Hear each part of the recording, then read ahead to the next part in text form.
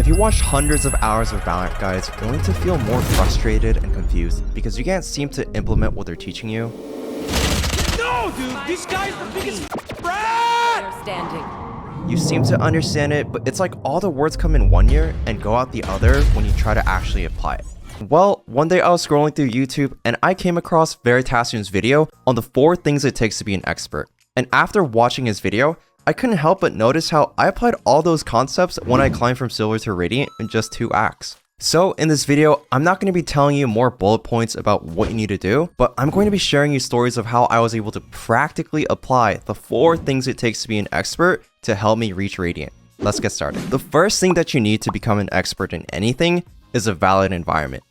A valid environment is an environment where repeated patterns can be found. If the environment is completely random, your level of skill, intuition, or talent has no effect on the outcome. So you need a valid environment so you can recognize patterns that allow you to develop an intuition about an outcome. That's how you become an expert. Now, hear me out. I think there's a huge similarity between chess and Valorant. In chess, novices can think maybe 1 to 3 moves ahead, while some grandmasters can think 15 or more moves ahead. It's the same thing in Valorant. Based on recognizing patterns, you'll develop an intuition about enemy positions, which utility enemies might use at a given time, and what decision might be the best play in a given scenario. Now, you might argue that Valorant isn't like chess because there are way too many random variables. And to be fair, Valorant can feel a lot more like Wizard's chess that Ron, Hermione, and Harry played in the movie Harry Potter and the Philosopher's Stone. It's not just one person controlling all the pieces, but you yourself are responsible for moving your own piece. And no matter how you feel and what you might try to say or do, there's always that chance that the other person on your team will move their piece differently from what you normally expect. And I think this is the reason why I hear so many people saying, "I feel so inconsistent, how can it be more consistent?" Well, to tell you the truth, you probably feel inconsistent because there are 18 different agents in the game, all equipped with various abilities that can be combined with other agents, 7 maps in a competitive map pool, and 9 other random players in the same game as you. A play you might have made in the past that worked really well might be easily countered by a different player or an agent. And some plays that were available to you in one game might not be available in the next because you don't have the same agents on your team. It's normal for you to feel like your games just feel so random when you're first starting out. However, once you master understanding all the agents, the maps, the various types of teammates and opponents you come across in game, and even the slight RNG involved in mechanics, you will start to develop your own game sense on how to react to all the different scenarios you'll come across in Valorant.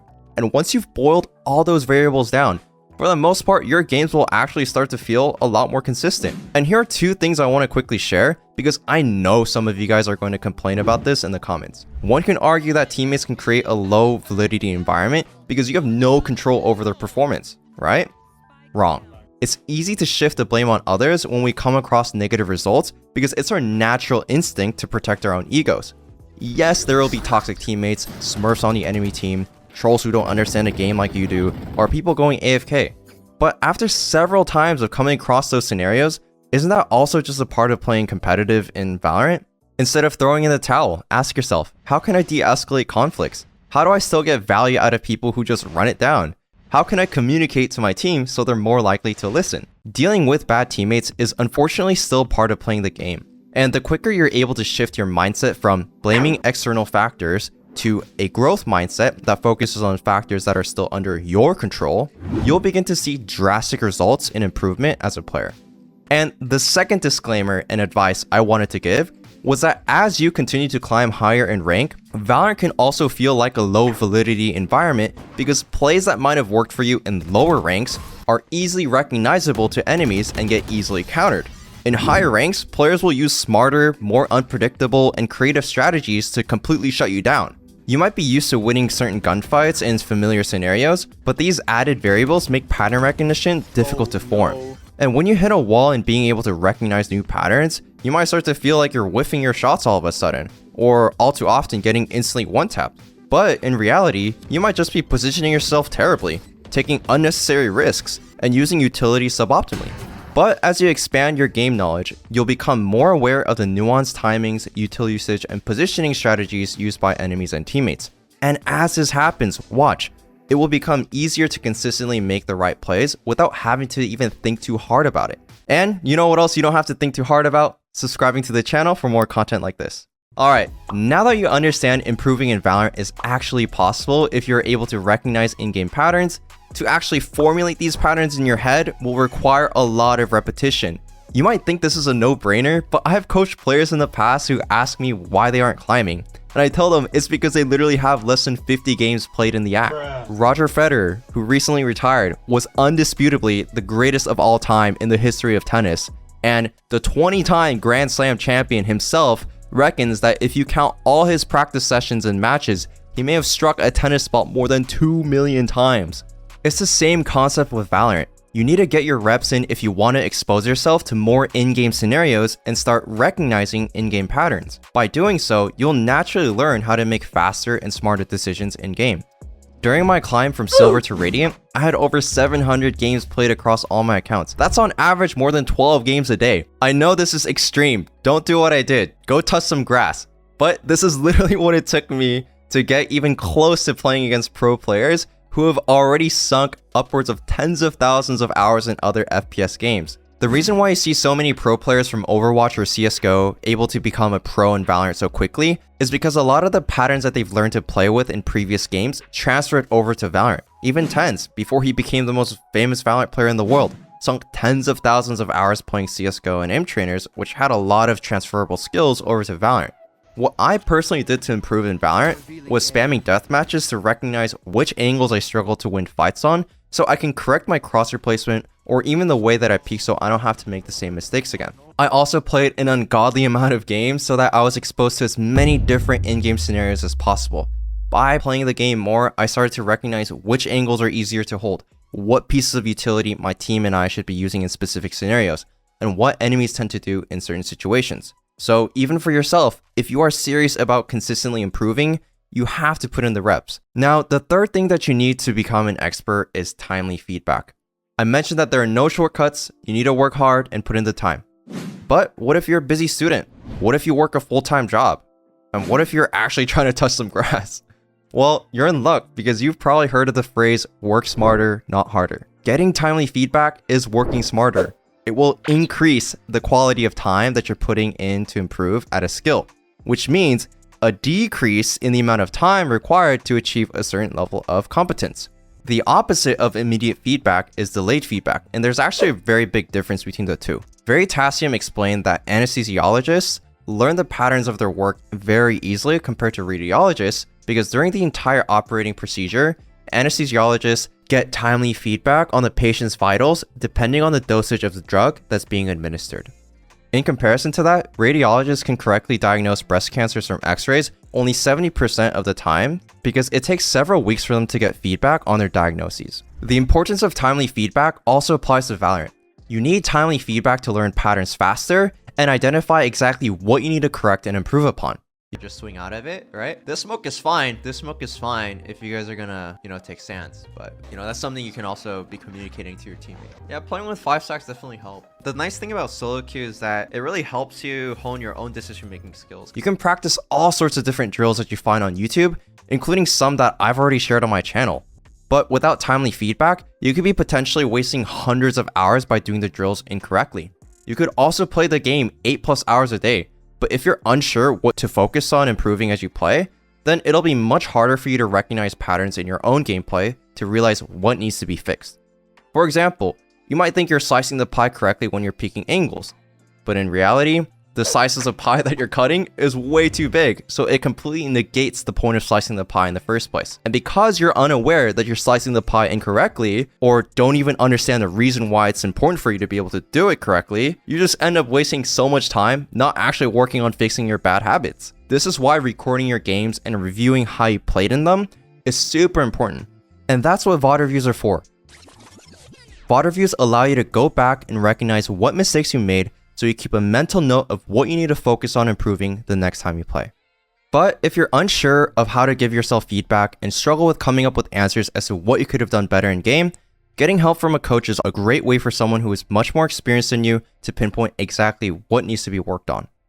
I'm part of a 6-week coaching program where we have a team of Radiant coaches with VCT experience that will teach live lessons on all the fundamental topics of Valorant that you need to know to hit Immortal Plus. starting from your mindset, mechanics, map control, positioning, ability usage, teamwork, and so much more. And through various assignments, quizzes, facilitated scrims, and one-on-one VOD reviews, we'll personalize your training and help you implement the skills that we teach you.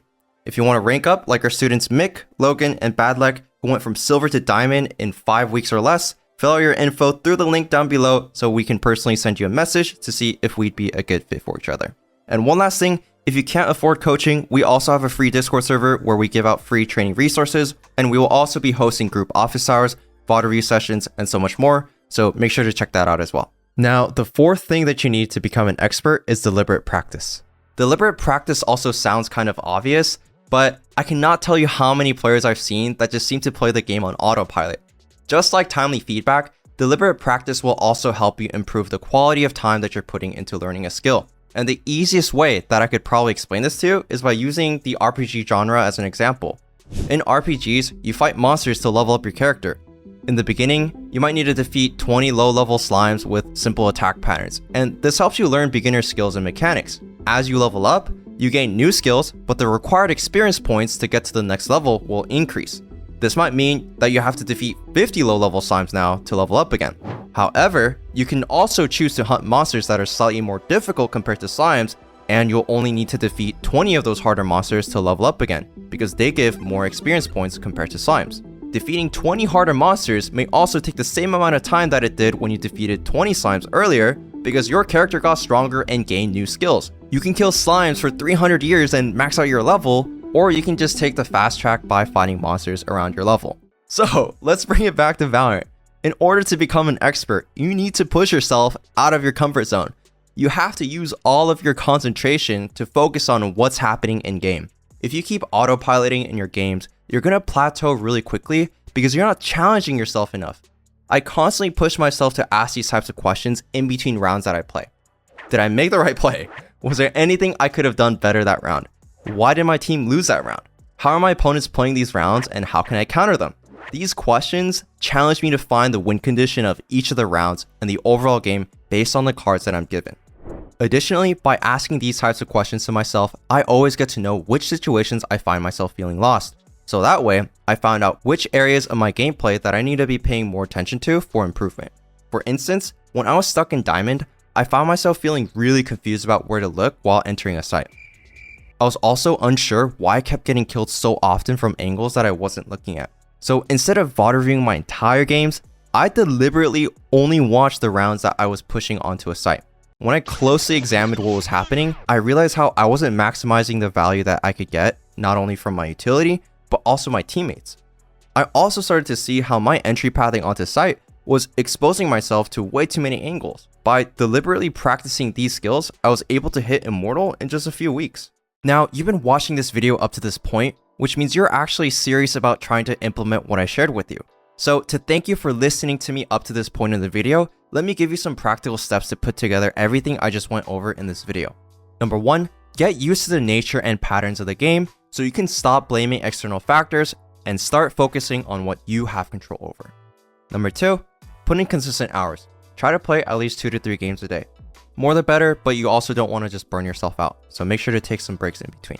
Number 3, consider finding a coach who can give you timely feedback and identify your weaknesses and strengths. Additionally, start practicing VOD reviewing your own gameplay if you haven't tried to before. And number 4, instead of playing on autopilot, put on your critical thinking hat on and try to come up with new solutions.